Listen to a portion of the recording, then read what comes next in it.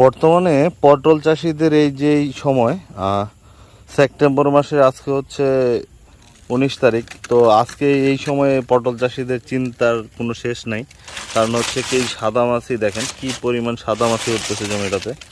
তো এই সাদা মাছির কারণে কিন্তু পটল চাষিরা মানে অতিষ্ঠ হয়ে যাইতেছেন। একটু যদি ভালো করে দেখেন, এই যে সাদা মাছি।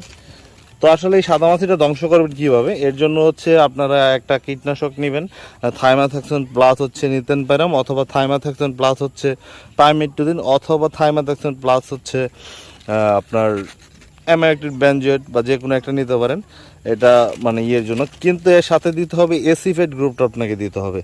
এসিফেট, থাইমাথাক্সন প্লাস পাইমেট্রোজিন, অথবা পাইমেট্রোজিন প্লাস নিতেন প্যারাম, বা থাইমাথাক্সন প্লাস নিতেন পারেন। এরকম যত প্রোডাক্ট আছে এর সাথে আপনি দিবেন এসিফেট গ্রুপটা দিবেন, তাহলে এই মানে সাদা মাছিটা সম্পূর্ণরূপে মারা